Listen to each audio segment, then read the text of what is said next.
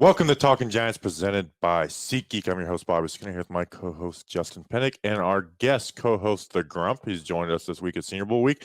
It's the finale of the Senior Bowl. Are you feeling sad that we're leaving, or are you kind of like ready to get back home? No, I'm ready to get back home. This day is the last day of a trip is always my I'm ready to get back home and see my loved ones, be back in the warm Florida, even though it's kind of warm here. I mean, I'm not ready to see my loved ones, but I'm ready to get back home. Yeah, get back in that nice cold New Jersey air. Yeah, absolutely. Good Senior Bowl week. Having you here, having snacks here, really made it a lot more fun. Working with guys like Robert Smits, and next year we'll be working with more guys, and we'll do it better. Like this really is a trip I look forward to ever since I came last year, and this was like hey, I got to have people here with me next time. Let me turn my phone on Do Not Disturb. So a very fun trip, and it's made possible by the listeners. We're going to get it. There's a lot of news we have to get into. Mike Kafka, Brian Flores, She Tierney, and we're going to do a little Senior Bowl roundup at the end too.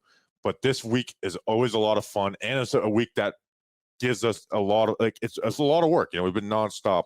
But we enjoy it, and thank you to the listeners for making that possible. And thank you to some of these special listeners before we get into this episode. Osama Faruqi. He's not a rookie. He's a vet Talking Giants listener. Wow. Jack Mulligan. No mulligans with Talking Giants. Once you're in, you're in. Sean Donaldson. He's the son of Donald Trump. Info the Gang. That's not your real name, is it? Brandon Voss, who his parents found the water company Voss. Sure. And, not guilty by association, but these people kind of rip people off. It's just glass. Boss Beater Gaming. That's not his real name either, but he's a world beater tier, so I'm very thankful. That's an ad. Biff Tenon Hill. Yeah, it's an ad, so that's ad worthy. That's totally fine. Yeah, yes. That's ad worthy.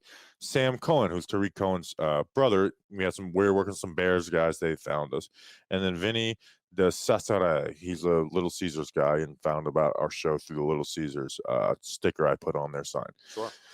All right, Justin, who are these people before we get into a lot of stuff? Boss Beater Gaming, send me some of your stuff. I'm kind of interested now. Patreon.com/TalkingGiants, $2 a month plus some other tiers. Bobby will send you some magnets in the mail, stickers. You have access to the live shows as we record them, and you get to be entered into a shirt raffle. I always have trouble getting those three things consecutively. I'll get it one day. Patreon.com/TalkingGiants. But really, thank you. We did 3 days straight of an hour live stream, plus we did the 2-day recap, stupid rain or the media some clowns, or Senior Bowl some clowns. They left us out. I'm trying not to tweet and burn bridges. I've been told not to burn bridges. I really wanted to burn bridges that they didn't let us into practice, even though it didn't rain during the practice. Yeah, didn't let us in for day 3 practice, but we had a really, 2 good successful videos on the Talking Football channel. Thank you to John Boy Media for sending us down, but it's not without you guys. John Boy Media doesn't send us down if we don't have an audience and a base that's like, we want to see what Grump, Bobby, Justin have to say about everything that's happening with the Senior Bowl, which is so niche. It's like, it's not even like the top guys, but a lot of people are interested. So thank you very much. Like we're living the dream. Kind of crazy. We'll get into a lot of that stuff later, and I'm sorry to cut you off, but I got to get into this Mike Kafka offensive coordinator. That's the biggest news right now. The Giants hired Mike Kafka, Chiefs QB coach and passing game coordinator as their offensive coordinators, one of 3 finalists with Pep Hamilton and Chad O'Shea, who I thought all were pretty good candidates. Mike Kafka and Pep Hamilton were the 2 that jumped out to me because they're young guys, where Chad O'Shea's kind of been around. And I watched actually a lot of his Miami film last year because I thought Judge might hire him in 2020. And it wasn't bad, but it wasn't spectacular, which I think those 2 guys could. They landed on Mike Kafka. Quick resume, was a Northwestern GA after 5 years in the NFL and playing college ball at Northwestern. Then was hired as the Chiefs quality control in 2017, the year Mahomes came in, and he had a very special role with Mahomes' development, was their QB coach for the next 2 years, and then the last 2 years they added the passing game coordinator.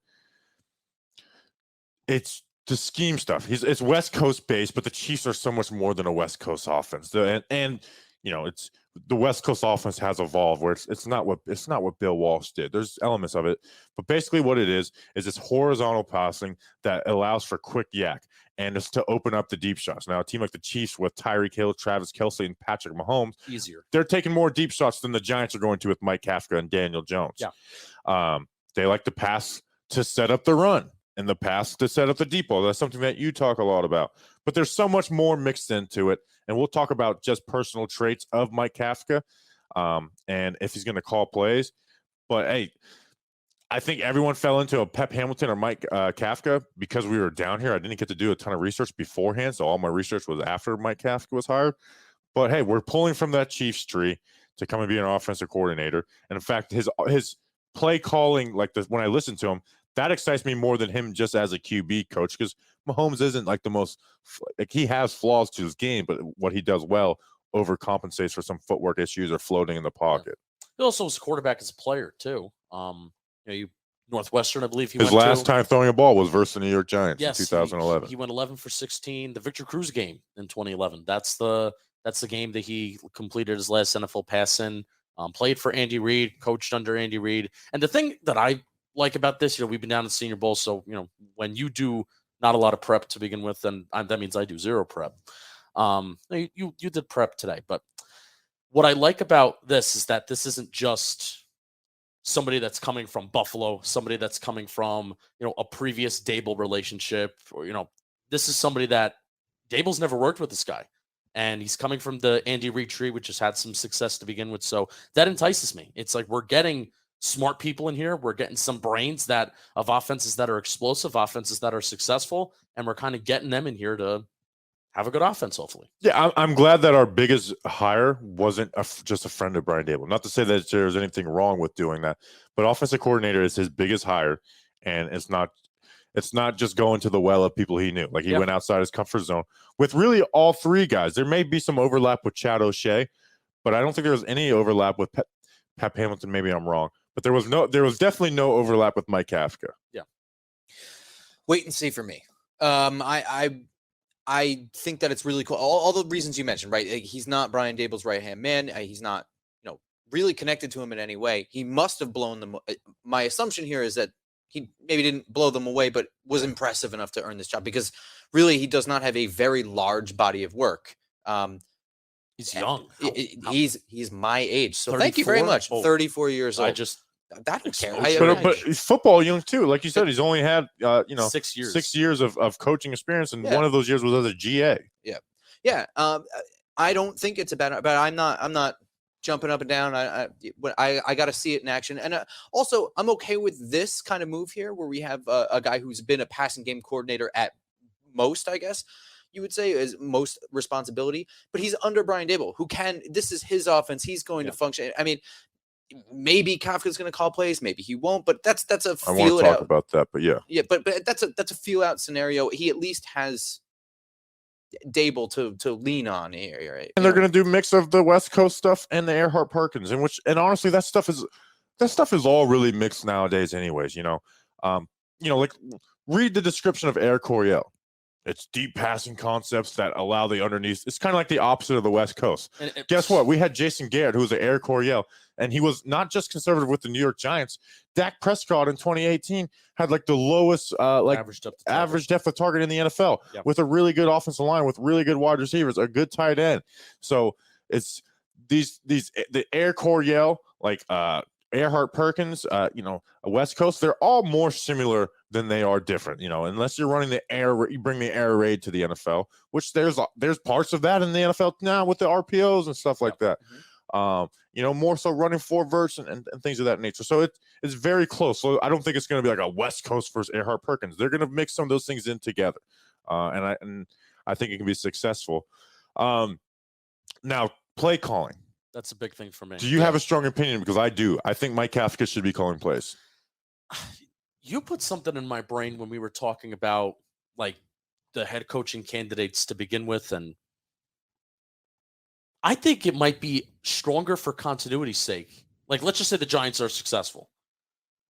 Might be stronger for continuity's sake if Dable's calling the plays, and then we can have the offensive coordinator that can be here, versus Kafka calls plays, Giants are successful, he may leave, get a head coaching. I understand that's like first world problems, but I think for continuity's sake, might be better for Dable to call plays. And you see, I'm open now to the idea of a head coach calling plays because of how many successful teams have head coaches calling offensive plays. I'm not anti-calling plays. I'm not anti the head coach calling plays at all.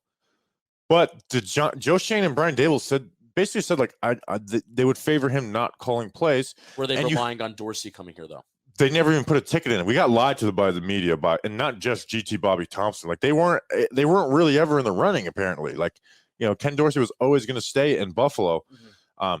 And here's the thing: there's a lot of like Pep Hamilton's very qualified. Chad O'Shea he's called plays in the NFL before. Mike Kafka may not be like the most qualified when you look at his resume, but he's coming from somewhere. And if he beat those guys out, you should trust him enough to call plays. Here's the only way I would be okay with Brian Daboll call plays: if there's a very clear Daboll's going to call plays year one, and then we're going to transfer it over to Mike Kafka. That I'm very comfortable with that. Now that's something we won't know until year two if that is the plan. But if that ends up being the plan, that is something I would like. But I want Brian Daboll to work as the head coach. I want him to have just the responsibility of being the head coach, and it's gonna be his offense. His QB coach, we'll talk about with She Tierney, is his right-hand man. So there's guys he can trust. And an element of it is I want my offensive coordinator in the sky. I want him up in the booth. I really think that's more important than I have thought in the past.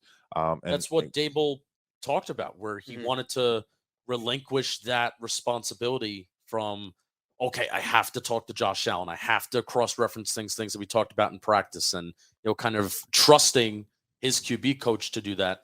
You got Daboll on the sideline as well. He should do that with his coordinator. She Tierney, which we'll talk about, is his right-hand man. Like I don't know how good of a QB coach is, but he gets a lot of credit from guys like Josh Allen, and Brian Daboll, brought him with Alabama, which we'll talk about. So I'm pretty strong on that. That I think Mike Kafka should be the play caller. Yeah. And if he's not the play caller this year, it's because it's a very clear plan that they're installing the offense, and Brian Daboll's going to head that up. That Brian Daboll's going to call plays year one, and then year two, it's a clear plan to move on, give that role to Mike Kafka. And your point about like losing him, the Giants can't be in a situation where we're worried about year two being good. Let's just try and get this season to be the best possible working relationship. If someone gets him, well, that stinks. But guess what? We got She Tierney. We can move up the ladder. I don't think you can make decisions like that. You know what I mean? Like make any decisions for what if we lose him in a year? That to me is. Well, I think if you're looking at an offensive coach and a defensive coach equal, like I have no problem with NFL teams favoring like Patrick Graham. Patrick Graham is much more qualified than Kevin O'Connell with the Vikings. Yeah, but if it's an offensive league, yes, and the Patrick Graham conversation might come up later. Giant Inside had a wild tweet, but like that's what I want. Now, some Mike Kafka traits. I listened to an over hour-long podcast with him on the Run Vass Option podcast with Coach Vass, who's a good follow. Knows his stuff football. He's a coach, so he knows his stuff. Here's some things. He trained Mahomes, like his first job really with the Chiefs, not his first job, but it was like Andy Reid told him as a quality control coach, take Patrick Mahomes under your wings. Like you're the guy that's going to be spending extra time with him, which is kind of like some of the stuff She Tierney was doing in Buffalo. Like, so I'm not going to, he doesn't deserve the credit for Patrick Mahomes' success, but like that does mean something. That first year of him sitting on the bench, like he was raw, so I'm sure he did get better sitting on the bench that year. Other things. He loves to pull things up from the college and the high school game. And now we have two coordinators to do that. It's something I've praised Patrick Graham for the last 2 years. Like this guy studies other teams. He steals from them, whether it's pro, college. He steals from these guys. And now defense, you can't steal as much because you're not drawing up, route combinations. Yep. But like Patrick Graham is a coach who adjusts. Where we had Jason Garrett, who had his playbook, and that's what we used was his playbook. And even Pat Shurmur. Like I don't hate Pat Shurmur, but like it was Pat Shurmur's playbook. He wasn't really pulling anything up from the other leagues or bringing anything new to the table. Not to say it was necessarily bad, but he wasn't bringing anything new to the table. Mike Kafka is known for that. Like he's an innovator in that way. Even mentioned names of guys that he stole from, like Steve Sarkisian, who's at Texas. So that's something I really like. And then he was asked about on a week-to-week basis. And he said, hey, if the defense's linebackers are a little struggling over, in that second level of the defense, we will put together a specific package for that every single week. And we're like, this is a spot we're going to attack. This is a spot we're going to attack. And if they adjust to it, well, this is how we attack the adjustment. And to go back to they pull things from others, the Chiefs have tried things out. They try things out, and it doesn't always fail. And they talked about like, hey, some coaches are afraid to do that because they value every second of practice and they don't want to practice something that they're not going to use. But the Chiefs didn't have that fear. And part of it is the players they have, so not all that stuff's going to translate with Daniel Jones and Kadarius Toney to Patrick Mahomes and Tyreek Hill. But just having that willingness to try new stuff where we had the exact opposite with with Jason Garrett. Yeah, adaptability. And that's something that Shane, this whole coaching staff has. yeah, Right. yeah, and from In front office too. from Joe Shane to Brian Dable to Patrick Graham to Kafka, even though some of them have come from a little bit, different paths, and Kafka, especially the most different, where he is that outsider, even though he is that outsider, it is from front office to head coach to coordinators. They seem to be operating on the same wavelength and sharing similar philosophies. And that's not something that I can necessarily say. Grump, you've been doing this since 2017. You've seen a couple different coaching staffs. You've seen more coaching staffs than we have. I don't know if that's something that we can say that coordinators, head coach, front office, we're in the off season and they're just talking and we're just looking at clips and just general stuff. But I can't even say we've seen this much shared philosophy and cohesion. I don't think so. Yeah, I don't think so. Do you guys have any concerns at all with being too innovative? I mean, the Chiefs do a lot of silly stuff, and I know you've talked about this, is silly things where Travis Kelce is throwing the ball. Yeah, and I hate stuff like that. When I say like trying stuff new, I'm talking about like passing, like the trick. I hate the underhand red zone play to Kelce, and that's stolen from the Urban Meyer and the Florida Gators with Tebow. Mm-hmm. Like that was created by Urban Meyer and stolen up. It was called the Gator option. I mean, it's worked its way up to the NFL where it's a little more common now. So yeah, that's all stuff that has been stolen from the college level. So yeah, those are things that are like, but yeah, there is obviously is wait and see. We've never seen him call plays before. We have no idea how he is as a play caller. So obviously there's some wait and see, but I just want to we're looking at what he offers. And again, we never seen him call plays. So we have no one here to tell us that he sucks at calling plays. There's not a reason. Or he's great at calling plays. It is wait and see, but here's the reasons why they made that hire from the outside looking in. Yeah. I don't, there's not a reason to be like, oh, I don't really know, or besides maybe you like Pep Hamilton more, or you like somebody else more. I mean, that's really it, Which I would have loved Pep Hamilton. Yeah. Correct. Yeah, me too. Yeah. Let's see. They're obviously RPO heavy, so Bills and Chiefs that works together. Using jet motion a lot. So there's things they're gonna use. I'm excited for Tony. Here's what it doesn't mean Tony's Tyreek Hill, but Tony should be like, and more so than the Dallas game. Here's why I'm excited for Tony. Is guess what? Remember the Rams game, that first drive? They played off coverage, and Tony showed he can run some routes. That he's not just get the ball in his hands and he goes. Tony showed he could run some routes on a 3rd and 13, runs a 14-yard speed out and runs it well. That Rams game is what excites me for this Chiefs offense or this Mike Kafka offense, not the Chiefs offense. I hope we're the Chiefs offense. So again, and we don't have Patrick Mahomes or Josh Allen like with what this coaching staff is. Like those guys have top 3 arms in the league, where Daniel Jones has a good arm. So, and maybe they are planning on getting a QB, and we can talk about the Senior Bowl a little later, or the year after. But I like the hire. Like if you would have told me that Mike Kafka would have been our OC before the season was over, I'm giving you a nice thumbs up. Sure, smart people come from good places. Anyone on the same wavelength of being adaptable and pulling out new things is I'm signing up for, because it's the antithesis of the Jason Garrett offense. Yes, it's the exact opposite, which is what we've been screaming for. You mentioned pre-snap motion. This is just a small little analytics note. Brian Dable didn't run at least motion at the snap as much as I thought. I think they used pre-snap motion, a decent amount, but I think overall they were ranked like 22nd in motion at the snap, if I'm remembering a Seth Walder graphic correctly. So I'm going to be interested to see how these two guys marry motion at the snap, pre-snap motion together, knowing that Buffalo was kind of bottom tier, and I think Kansas City have to be top tier. So let's see, what else we got on him before we can move on. He's very into crypto and NFTs. Yes. I mean, you gave the transition. You gave the transition. Very into crypto and NFTs. If you just look through his Twitter, you were looking through his Twitter. I thought Smoking Woody liked one of the pictures. Oh yeah, Smoking Woody.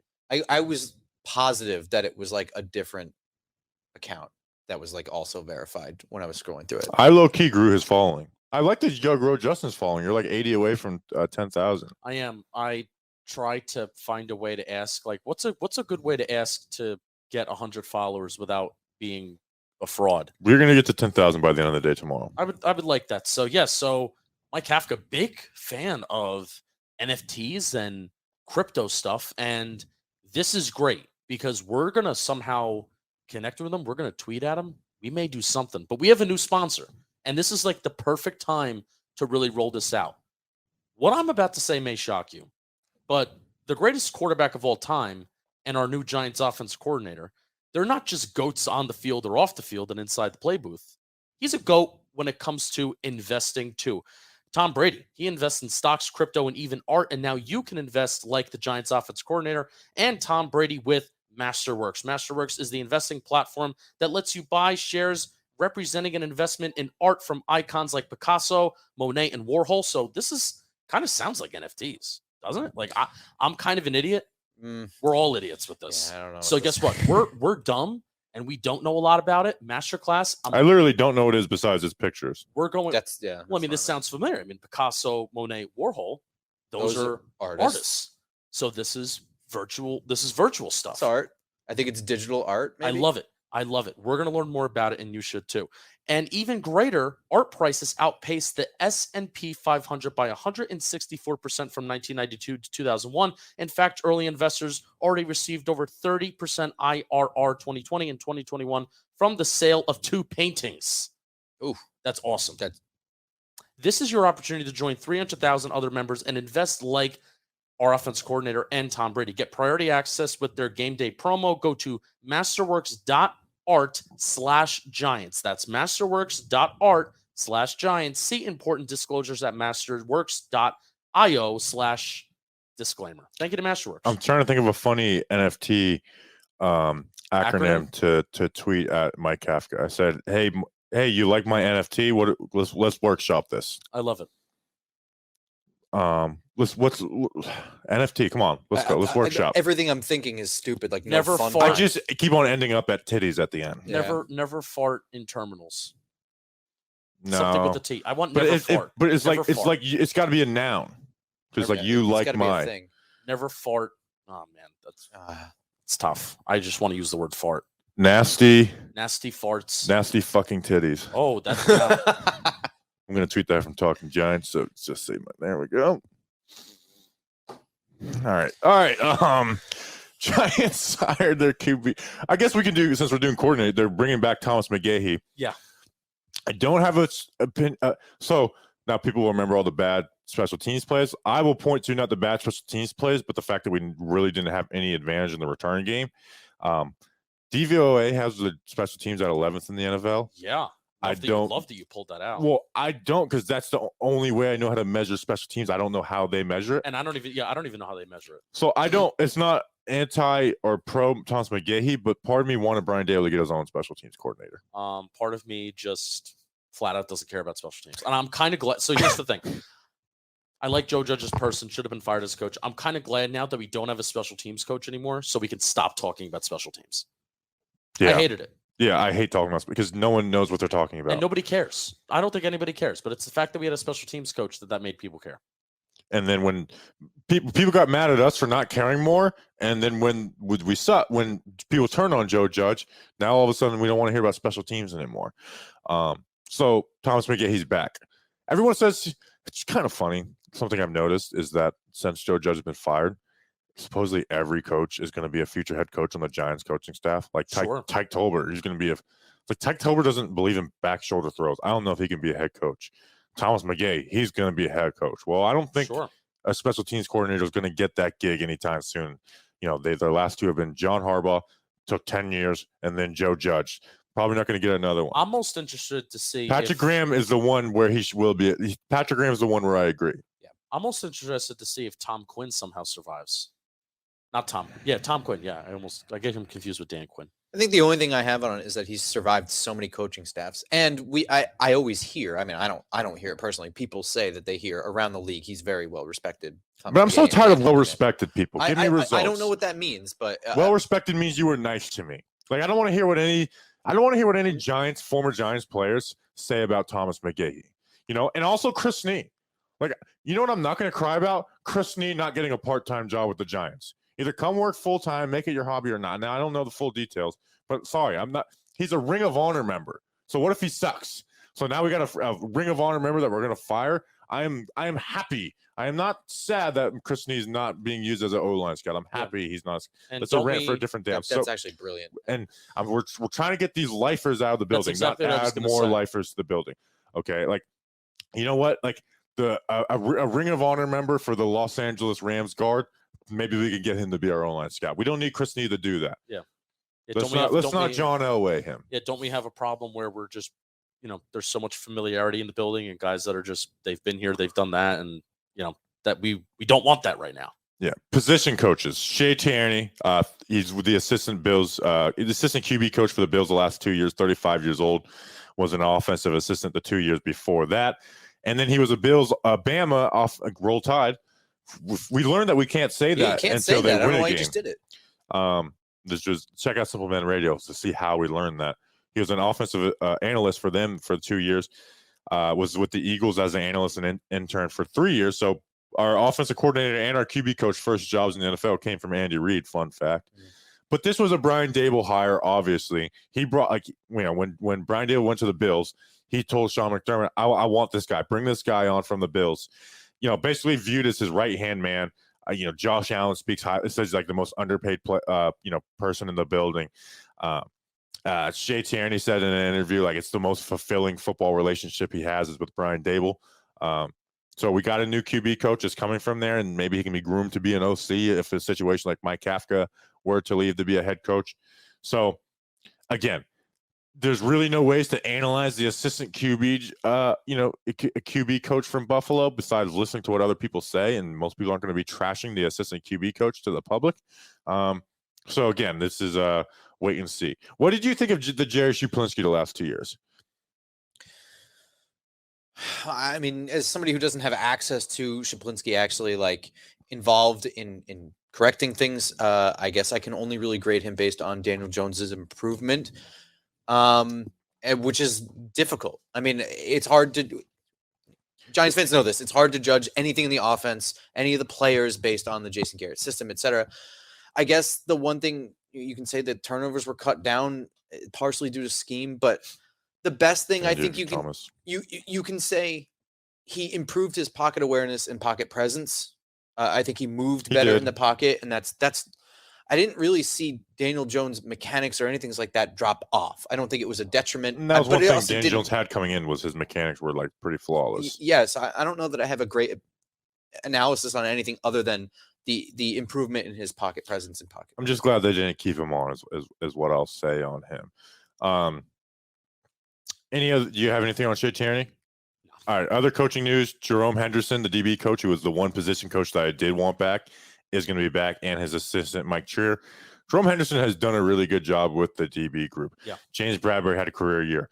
James Bradbury had a career year in 2020. Adoree Jackson, Jabril Peppers flourished under him in a role. Xavier McKinney's growth. There it is. He's been a good coach, and I try not to take too much away from pressers, but Jerome Henderson's pressers were always very impressive. And there was one that impressed me the most going back to 2020 when we lost to the Eagles, and Carson Wentz had a perfect throw to Boston Scott over Jabril Peppers for the game-winning touchdown. And it was really good coverage by Jabril Peppers. It was really good coverage by Jabril Peppers. It was a perfect throw and a perfect catch. There's a saying there's no defense for the perfect throw and catch. Yep. But Jerome Henderson critiqued it. He's like, no, because they asked him, what do you say to Jabril when a play like that happens? Because it was really, it was like perfect coverage. He said, well, it wasn't perfect coverage. He could have went with his left hand to break down through the arm instead of with the right hand swatting at the he was very detailed in those things, and that's why maybe I don't understand the DB group, and that's more routine than I think, but that was something that always stuck out for me from Jerome Henderson. And again, it's been a position group that has done really well. Darnay Holmes going from a 4th rounder to a competent nickel corner. Aaron Robinson was pretty good. Jaron Williams being competent at the end. Rodarius Williams. So yeah, Jerome Henderson. If we talk about every freaking coach on the staff is going to be head coach one day. If there was 2 from the Joe Judge staff, it would have been Patrick Graham and Jerome Henderson. Yeah, absolutely. Attention to detail, right? Exactly what you're talking about with the right hand, left hand thing for Jabril Peppers. It's just another attention to detail thing. That's Patrick Graham. And he wasn't afraid to call James. He called James Bradbury out to the media for the Rams game when they were he's like, did you think they didn't hustle? And he's like, or he's like, did you think they could make the play to stop the touchdown? He's like, We'll never know. And that's the problem, isn't it? You know, like he called out James Bradbury, who was not like, you know, not a locker room problem, is a leader, leads by example, very quiet, and he called him out to the media. He's a Pro Bowler. You know, yeah, a Pro Bowler should have. Graham Gano should be in the Pro Bowl this weekend. Pissed that he's not. So I'm really glad pissed. Jerome Henderson's back. What are we at with time? So we've been going for about 35 minutes. Danny King just said nice NFT tweet. Let's see how much interaction it's got. Let me see. Hopefully Masterclass likes that. It's only got 3 likes. Wow. I don't think people get it. But I They'll get tweeted it. I tweeted it directly at him, so it doesn't show up on the It's a timeline. reply. Got it. Got it. Okay. Do we have another coaching a little transaction acquisition? Laura Young. Is she a coach though? She's in the coaching department. Did you find anything on her? I mean, I didn't find her LinkedIn, but Art always has some very helpful, like 5 things, and he only had 3. He usually does 5 things to know about somebody, but he can only find 3 here, which I don't blame him. Young was the player services coordinator in Buffalo, where Dable was the Bills' offense coordinator the past 4 years. Again, I think it's just tough to find. Young is in her 18th NFL season since being recruited to work on the business side and client services with the Baltimore Ravens. She jumped over to the football side when Rex Ryan hired her as an assistant to the head coach with the Jets. So she's been around. She's been around the run of the mill between the Ravens. I wonder if she came with Rex Ryan when he was the head coach of the Bills. And then Maybe. she's been here since then. So what is she for the Giants? Do we have that written down? I did. It's Like director of coaching or something. Yeah, it's a director of coaching operations. Not sure what you're going to do, but I'm very glad that you're here. I don't know what what's her name? Lauren Young? Laura Young. Lori or Lauren? Laura. Robin? Young. All right, so cool stuff. All right. So now this has been a crazy week for us because like the coaching staff is kind of sucked. Like I didn't do any She Tierney stuff the day it happened. You know, the Senior Bowl, we've literally been like Senior Bowl for, 7.5, 8 hours straight at practice. And then we were coming home and recording 3 straight shows. So in that time, this Brian Flores stuff has happened. So I finally got a time. I caught up like on what happened with the Giants in particular. And I've seen tweets about, the Broncos and the Dolphins and stuff. So what I'll say is from the Giants' point of view, to me, the Giants don't look bad in this. I think the Broncos and the Dolphins look bad. So what happened with the Giants, they said his lawyer admitted, not just the Giants, in their statement that they put out. The Giants, like John Merrick, called him 30 minutes after Joe Judge was fired. Which John Merrick said he's not doing anymore. That was that actually makes me mad about John Merrick. And we found out Tim O'Donnell was hosting him for lunch and another portion of the interview process too. Now that's fine. That's McDonald. He works in the front office, so I get it. But before the GM is hired, John Merrick calling Brian Flores hey, you're my favorite guy. That's what we don't want John Merrick to do. But as it relates to this Brian Flores lawsuit, that those two things are unrelated. Yeah. So this happens. They fire Joe Judge, but they have to hire they hire the GM. But they requested to interview Brian Flores, I think, before they hired Joe Schoen. Joe Schoen comes in, they do the interviews with Brian. They do all the interviews in order, and they did Leslie Frazier after they did Patrick Grant, they did Brian Dable. They did Lou Anarumo on that Sunday, which was that first contact interview. They did Brian Dable on Tuesday. Who did they do on Monday? They did Dan Quinn on Monday, Brian Dable on Tuesday. I should have wrote this down. Brian Dable on Tuesday, Patrick Graham Wednesday, Brian Flores Thursday, Leslie Frazier Friday, Brian Dable's hired Friday night. So I guess Joe Schoen came in wanting to hire Brian Dable, right? Yeah. And there's no issue with that. That's the GM. The Giants came into, and I know this, the Giants came into this GM search wanting to hire Joe Schoen. Yeah. Right. Literally the same thing. Right. So Joe Schoen had his guy. Now, John Mara wanted Brian Flores. It was reported by many people that he wanted Brian Flores, and then the lawyer backing it up with you called him. So John Mara wanted. So I hate giving John Mara credit for the things that he should be doing, but credit to John Mara for not forcing Brian Flores on Joe Schoen and doing the whole we need someone with coaching experience. And I guess Bill Belichick, who again, Bill Belichick tweeting, texting something has nothing to do with the Giants. I'm sure someone of the Giants told him. He thought it was he thought he was texting Brian Dable, I guess, and texted Brian Flores, which is laugh out loud funny on Bill Belichick's end. Like, how can you be that dumb? I've been there. I've done that before. That's really big news, though. Like, that's text. Would you like? I don't know. I don't know. I don't want to talk about if that's real or not. I don't really see Bill Belichick as a 2 exclamation point kind of guy. But again, all right. So here's my take on the whole thing.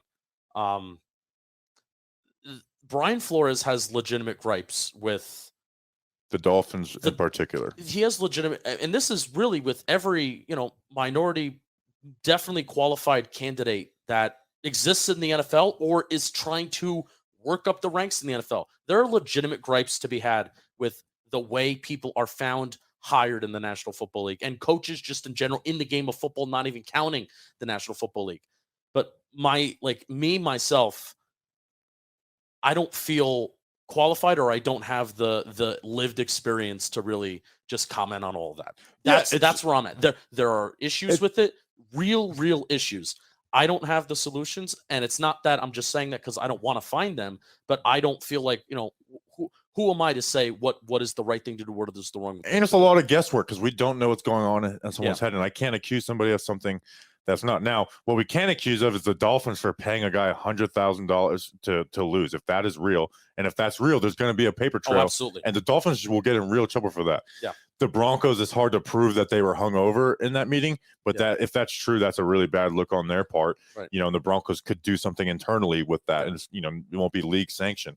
So the Giants had dinner with. I mean, this is at least what they released. Everything right now I feel like is he said, she said. But the Giant, what they released is that the Joe Shane had dinner with Brian Flores the night before his in-person interview. Okay, see, I didn't see that part. Yeah. So and like you said, with like us not having I'm not gonna just assume everything about people I don't know, but I'm also, and I'm not gonna white knight, but I'm also not gonna act like there's not an issue with it. I think some of it stems from the QB room being very white, and that's where coaches come through is from the QB room. We've seen it with Kafka. You're seeing it with Patrick Graham right now. Yeah, like where Patrick Graham is, I will say Patrick Graham was not like a slam dunk hire because his defense was ranked 23rd, but look at the context to it. Like he got screwed by Kevin, the Vikings with Kevin O'Connell, where it's like the NFL leans offense, and that's what we talked about in our head coaching candidate. That's why I wanted Dable, because he was the only offensive guy that we basically did talk to. We had Dable 1. I switched Flores to 2 last second, but Leslie Frazier is my 2. Dable, Flores was your 2. Yeah. And what we were talking, just Flores as a candidate, because Flores has been a head coach before. His warts are out there to be seen, and that's something we talked about. It's like that's why when we talked about Flores, there were more negatives than the other guys, besides Dan Quinn. Dan Quinn had way more negatives than Brian Flores. Yeah. But it was because but Dan Quinn's been a head coach. If you've been a head coach, your warts are out there to be seen. Whereas, we're talking about Mike Kafka, and it's a lot of unknown. It's a lot of wait and see. So, I don't know how to fix the issue, and I'm not going to pretend that I am. I'm not going to white knight, but I'm not going to dismiss it either. No, and I hope that it is fixed, and I hope that people that deserve to get jobs get the jobs. That's where I want to land. Is I think I want people who deserve to get jobs to get jobs. Yes, and I think Brian Dable deserved to get the job more than Brian Flores. Yeah. And the Rooney Rule, I think it's good in spirit, but everyone kind of hates it at this point because it leads to token interviews. Yeah. And that's got to suck. That's got to be a horrible feeling knowing you're a token interview. Yeah. Marvin Lewis was on NFL Live the other day with Stephen A. And, he was talking about how, he was just, it's funny. I think it was the Panthers job when John Fox was hired with the Carolina Panthers. He saw on TV, he saw on probably ESPN, he was getting ready to go to this interview with Carolina. And he's like, they just announced that they're going to hire John Fox on Friday, but I'm going to go to this interview. It's I'm not going to do that. So it's crazy. And we have a real example of John Gruden with the Raiders. Yeah. And it's not to say that hey, you can't want your guy, but they interviewed the offensive coordinator at US. They basically interviewed the closest black guy to them for that head coaching job. The Eagles, I think when they hired Peterson, they're hey, Brian Westbrook, our running back coach, come interview. Let's get this rule out of the way. Now they've changed it where it has to be an out of building hire. So again, But at the same time, I don't know how to I don't know how to fix the Rooney Rule. Right. I can't pretend I do. So Right. That's so that. next episode we will end racism on the next podcast. We will fix it. We'll try. Bobby Skinner. Don't be racist. Before we talk about the Senior Bowl, can you talk about DraftKings? Don't be racist. And the moment we've been waiting for since September is finally here. Black History Month.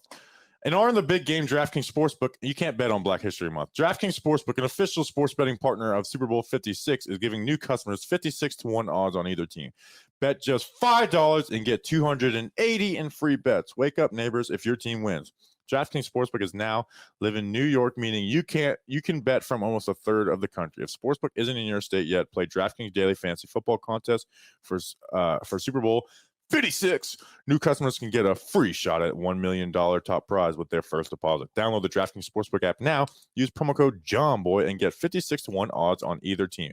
Bet just $5 and get 280 in free bets if your team wins. That's promo code JOHNBOY at DraftKings Sportsbook, an official sports betting partner of Super Bowl 56. 21 plus, minimum age and location required. Vary by jurisdiction. See DraftKings.com/sportsbook for full list of requirements and state-specific responsible gaming resources.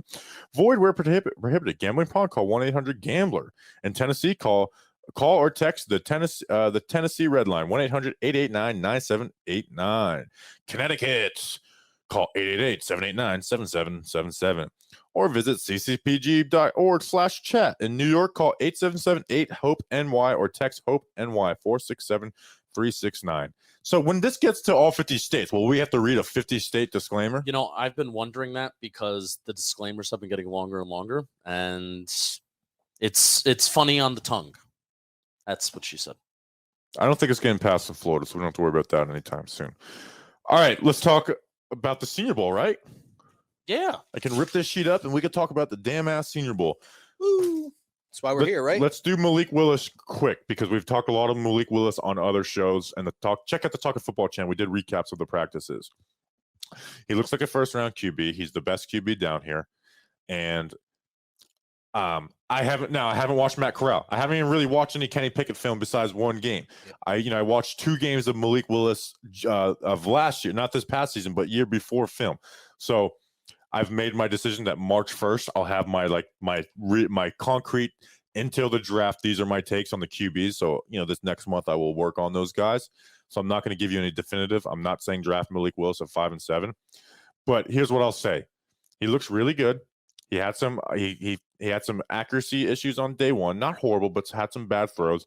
Day 2 in the rain, he didn't miss any passes really, and looked like clearly better than the other guys. And he's not able to use his speed and stuff here, and that doesn't lead to rocket arm plays. So in a situation where Malik Willis could have crumbled, he looked good. And I can very well see myself wanting Malik Willis in the first round, and very much so. And here's what I will say: if Joe Shane, Brian Dable, Mike Kafka, She Tierney, if they draft Malik Willis and believe in that guy. Guys who have worked with Patrick Mahomes, Josh Allen, not saying he's those guys, but those guys have saw the talent, and guys who were not slam dunk QBs. That's the thing. Guys that were, and let's not do revisionist history. Josh Allen pick was slandered. Yeah. Patrick Mahomes was the third. He was picked after Watson, right? He was picked after. Well, here's one thing. He was picked after Mitchell Trubisky, and nobody blinked. So if those guys get behind that pick, I will be 100% excited. Now, if those guys get behind Kenny Pickett or Sam Howell, I'll be pissed. But if those guys get behind Malik Willis, I will be excited. And that's the last time we'll probably talk about the QB on the pod till April 1st. Is there a legitimate shot that he can increase his stock and Detroit needs to replace Jared Goff? Is it in the realm of possibility? Psycho Dan Campbell. But also remember, things change quick. Yeah. We saw it today, yesterday, like it was a good throw by Malik Willis, and people were acting like it was the most insane throw ever. So yes, it can happen. Yeah. I don't think it will happen, but it can happen. He's definitely going in round 1 though. I think I agree with that.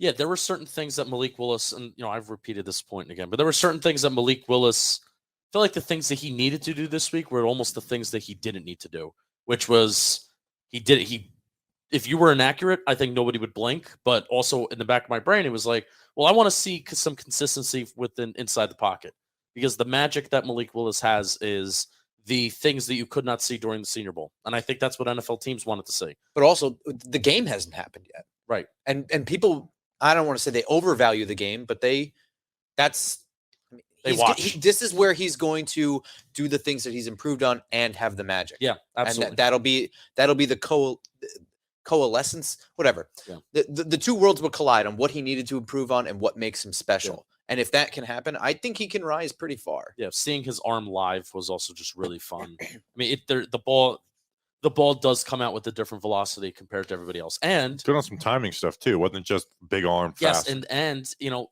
one of the things of one of his critiques was only having one speed and only throwing that fastball, but he was able to throw the changeup in there and some crossing routes over the middle field. Didn't always just zip it in there where balls are popping out of guys' hands. There were some plays with that. But he did operate some of those timing routes pretty well and put a little touch on the ball too. All right. So I just thought of this on the fly. Let's see where we're at time-wise. So we can go another 10 minutes. I want each of us to give 2 names. I want you to go the day 1, day 2, day 1, day 2, realistic with Giants position need and where they're projected to go player that you want the Giants to pull out of here. And then also your round 5 to 7 guy who you didn't maybe know about coming in, but you left with like, I want that guy. So wait, what? What do you mean what? God, I don't want to explain it again. So I get it. Around 1 through day 1, day 2, someone who came in with a high projection that you knew of, you liked, and impressed you. That you can like Zion Johnson could be an example. Jermaine Johnson could be an example. So someone like that, and one of those 5 picks that they have on day 1, day 2, that is a realistic want that you would get, or Trevor Penning or whoever that you leave like, I want that guy, and then we'll come back around, and somebody that you didn't maybe know much about and come back of like, this guy's here day 3 or late day 2. I would really like to snag him. I guess for the first one, I would say it's tough between Jermaine Johnson and Zion Johnson for me. I mean, and those are the 2 that you said, but honestly, those were the 2 that were floating around anyway. And I think for me, it's Zion Johnson. The need is certainly there, and I think he can be obtained for it's a more realistic person to get. I think Jermaine Johnson may be not attainable unless it's I don't know. I can see him being there round 2. I don't think it's impossible for him to be there round 2. Yeah. Like Zion Johnson, Jermaine Johnson, round 2. Let that be your decision. I guess in round 2, Jermaine Johnson, without a doubt. Actually, I agree with you. I agree with that. Yeah. But you got to pick your own guy. I knew you wanted Jermaine Johnson. Oh, I'm sorry. Oh no, that's all right. I'll go Trey McBride from. Okay. So that's why I went last, because I had Trey McBride or Zion Johnson. Yeah. I know about 5 players from. No, I'm kidding. No, Trey McBride is the guy that coming in I really loved, and he had a tight end out of Colorado State. Yeah, tight end out of Colorado State. He had a really good 2 days practice where I feel every time he was making a catch in team drills, it was contested, and I like that. You're not separation in the NFL is not a luxury. I feel like scheme. You have to be a good route runner, but I feel like scheme is also something that you have to create that separation, but also. Being able to go up and get a football is something that is very, very valuable. And Trey, every time he was making catches, he was, he worked well, and he's also a good blocker. Yeah, and he was a little short in I thought the tight end group was the stars, like Jake Ferguson, Isaiah Likely looked pretty good. Even Jeremy Ruckert, who I'm not a big fan of, looked pretty good. Like all the Cole Turner ran well. Greg Dulcich out of UCLA, he looks really fun. So the tight end group was good. So my 1-1 for this that's why I wanted to go last, because I actually have those 3 guys as my names. But the number 1 was Zion Johnson. I fell in love with Zion Johnson down here. I liked him coming in. I fell in love with him out of Boston College. If he's there in round 2, like get me Zion Johnson at guard. Like he fits both gap and zone scheme. We talked about it before the practice starts. Like this guy looks like an NFL guard already. He took reps at center, even though I think he's going to play guard. He looks thick. I really like Zion Johnson. Research Rick told me that he was like a competitive golfer in high school, so that knocks him down a little bit. But maybe that's what gets him down the round 2 for me. There you go. All right, the next on the list. What's the name of like you didn't know much about him coming in, but like you left like wow, and he's not like the round one, top of the round two guy. I mean, this one probably goes without saying. It's going to be Neil Farrell Jr. Okay, I mean, Neil Farrell Jr. He has been like the name we've repeated the most while we've been down here. It's LSU defensive tackle. Yes, LSU defensive tackle, and it's not just because we didn't know who he was at all. It was that he literally won every single one-on-one rep that we saw. Every single and then dominant, and not just like it's a one-on-one. It favors the defense type reps. Like was just dominant, and he was dominant in team drill when he wasn't being double teamed. Even then, he made some plays.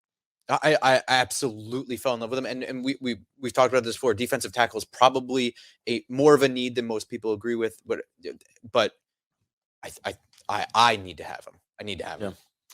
Yeah, there's a big precedence for the Giants. Joe Shane Buffalo Bills have taken a lot of defense tackles in the first 3 rounds, but even some of the guys, I feel like there was a nice split between this interior defensive line group of you have your top tier guys that may go in round 1 and 2. Wyatt from Georgia, guy from Alabama, who was also there. Mathis. Yeah. So you have some guys that are going to be going in the early rounds, but also I'm going to give 2 guys from the interior defensive line. Do it. John Ridgway from Arkansas, and Otito Ogbania. Oh yeah, from Pitt. And it was the afternoon group where you have more of the Southern schools and the SEC schools.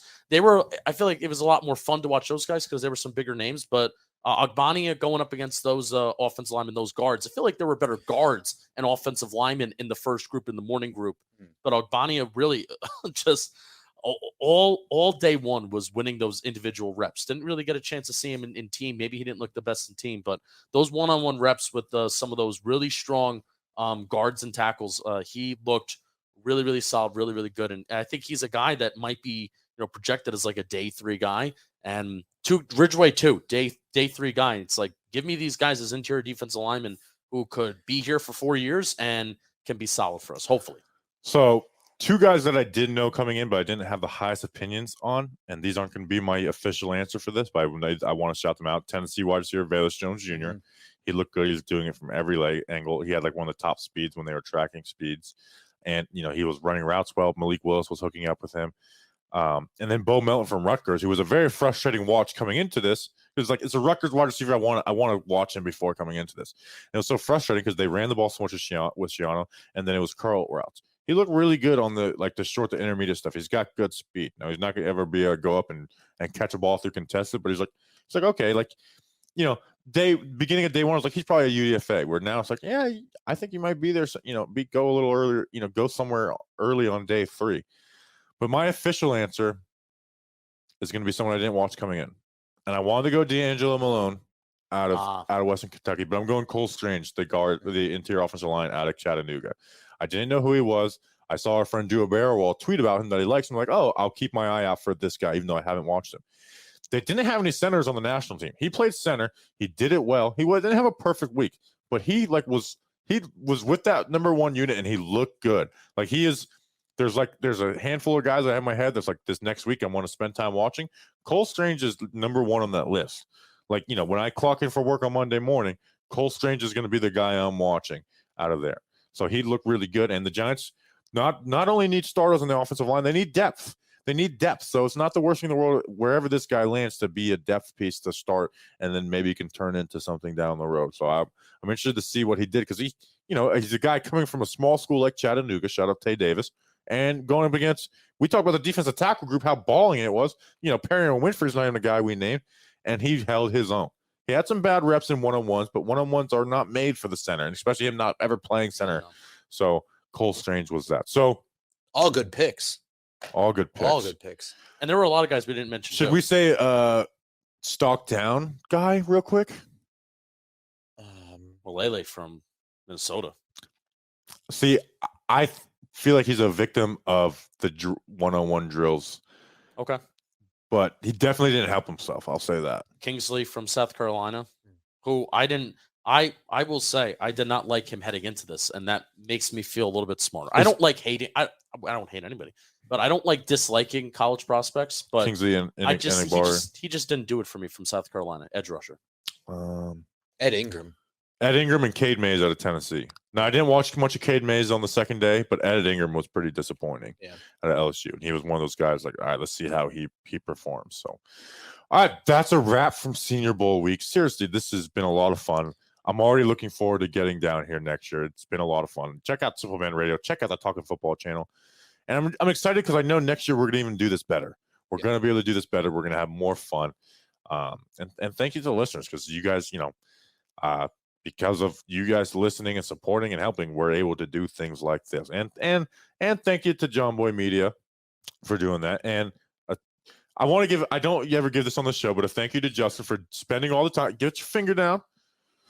For doing all the editing background. We've already said one of the things next year is Justin isn't allowed to edit. We have to bring someone to edit and stuff, because he was doing all the work editing, and I know it was annoying him.